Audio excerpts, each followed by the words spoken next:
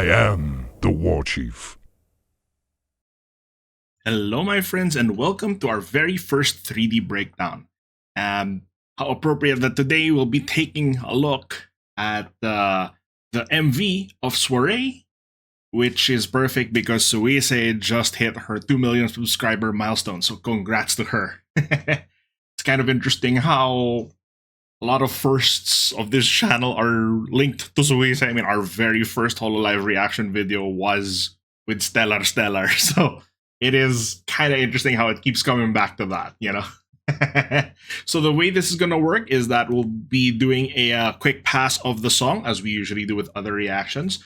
But instead of doing a lyric breakdown, then I'll be showing you guys a time-lapse of how I recreated some key parts of the MV so that hopefully we gain a better appreciation and understanding of how these things, you know, come together, the work that goes into it, and what makes it tick. All right? So, let's get this thing started. Here we go. If you guys have listened to this album, then you already know this song. But this MV was pretty notable for how good it was. Alrighty.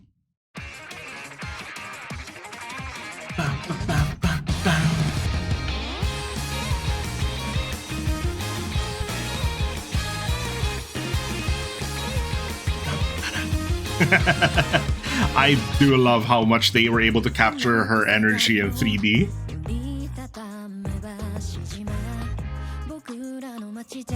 This is one of the scenes that I decided to skip in the 3D rendition because those are rather simple. You know, they're just kind of cardboard cutouts.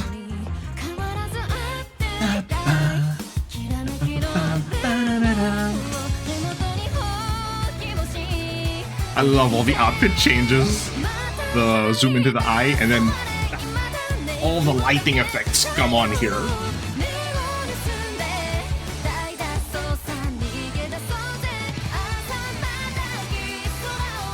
There's so much good stuff. Like, this is the key scene for sure. Really grabs your attention.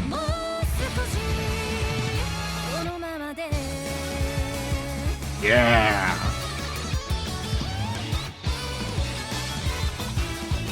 What's really cool about this is that essentially the shapes that are being used are actually quite simple, but it's how they're put together that really makes it stand out and pop.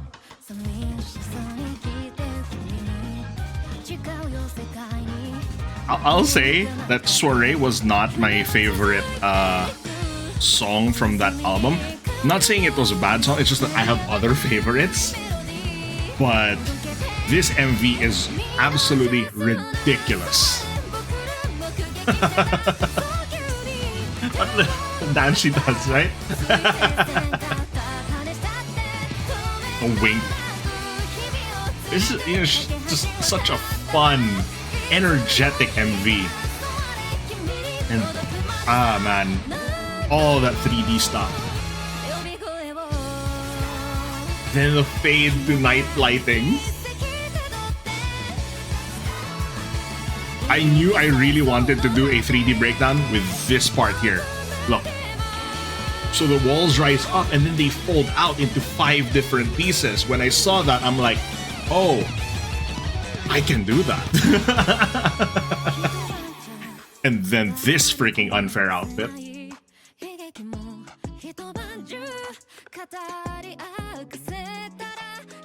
The camera work is also phenomenal.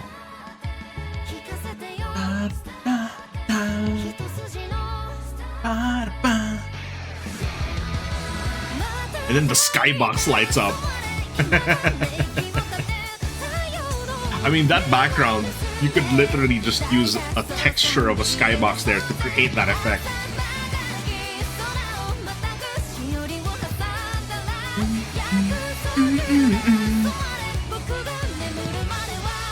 It's so fun, isn't it?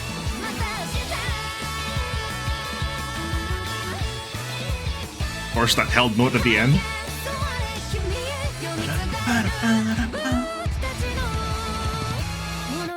The gloves, man.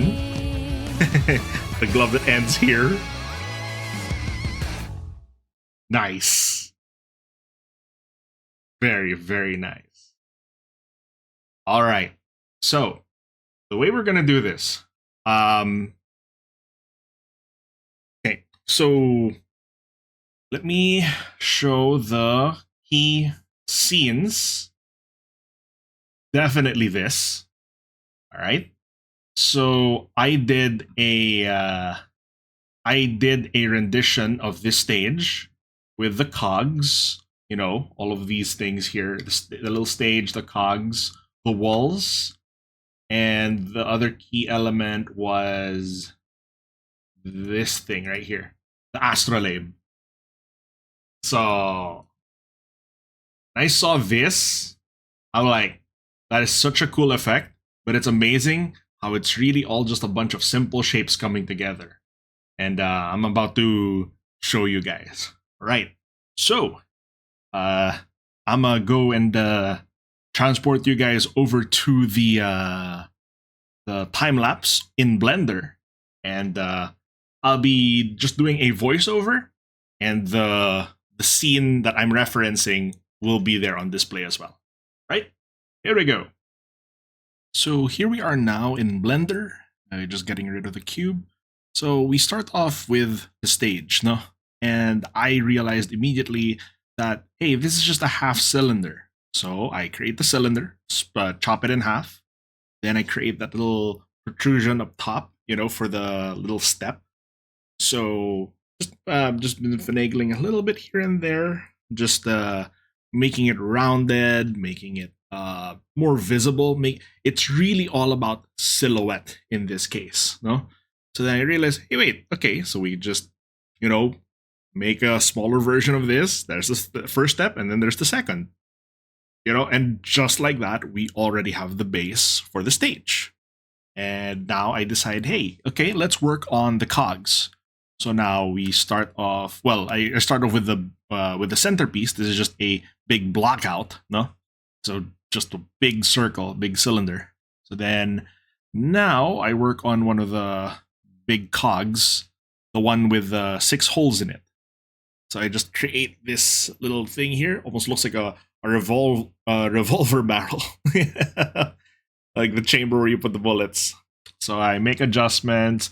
Nemo jumps onto my hand. That's why it moved in the other direction.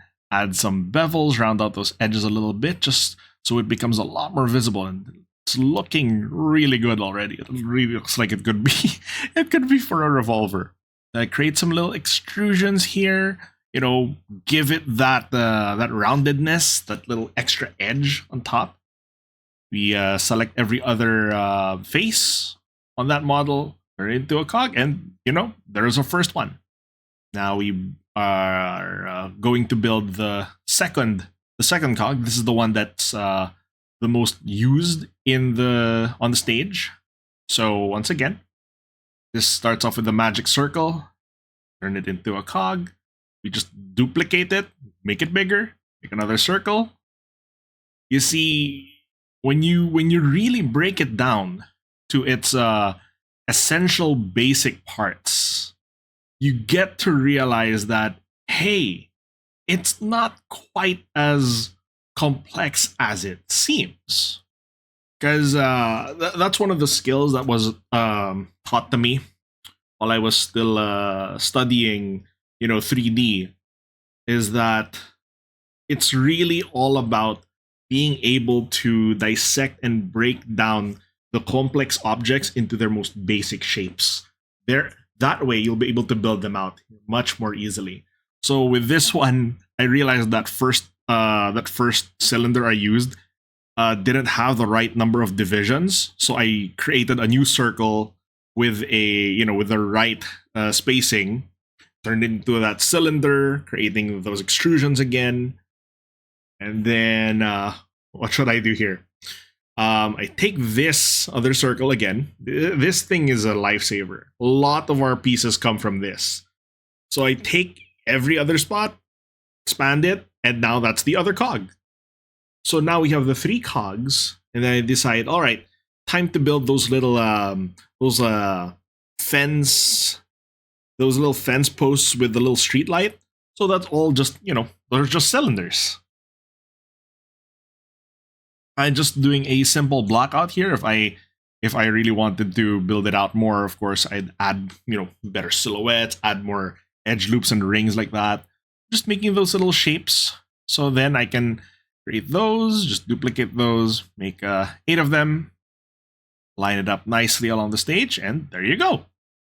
I just didn't create the ropes anymore. I decided I didn't think it was that important of a detail because it's essentially just a curved cylinder. So then I'm reusing more of those parts. Here, what I did was, you're gonna notice that I put duplicates to the side. Those are the cogs just made up of their individual parts. And then I created other objects that are fusions of those parts. So if I just click on one part, it selects all of them. So now this is the really fun part where I was just assembling it based on what I saw on the MV. And look at that. You just copy paste, maybe, shrink it a little bit, rotate it a tiny bit, change the orientation. But it's essentially like a Lego set, but you're also the one building the pieces, and then you assemble them together. So then we have the baseline stage already. I realize it's a little too narrow, so I expand it a bit more. And then now we're gonna go and build the walls. So here, we're gonna start with that almost flower-looking pattern. So this one wasn't too precise. I was trying to make it quick, but the perfectionist tendencies, the OCD still kicks in. Create this little diamond, put it around the same center, and then just make those little rectangular pieces. Center all of them. That's what I'm doing here. That's how you notice I'm moving a lot. I'm typing a lot on that panel on the right. I'm just entering all the coordinates so that it's a lot more it's like numerically, mathematically oriented. So then I create a little circle again. I said, okay, it's a little lopsided on this star. Do that. It's like every other edge. Boom. Got a little chubby star. And then just rotate it, duplicate it, smaller. You see? That's how we work with modular pieces. Makes our life so much easier. All you need to do is make one decent piece, and then you're good to go. You're set. Here, I was just I was just finagling with all the rotations of the star panel, and then I realized, okay, there's some clipping going on here, so I just put a little cube there to prevent the visibility of the clipping. Then I realized, oh, there are only 2 stars here, not 3. So I make those adjustments. And then I keep going. Now I'm going to make another circle. But this time, I'm using it to create the window frame, that curved frame. See? Expanding it. I'm already making the shape of the object so that when we turn it into a mesh, it's already right there. So then now I create a plane. A big old wall just to match the shape that we can see on Suisei's MV. Make those little protrusions up top. Just a little few edge loops there. And now we're shrinking this down. So at this point, it kind of feels like I'm playing architect.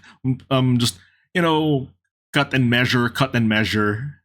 Just try to fit all of the pieces into a working frame, no?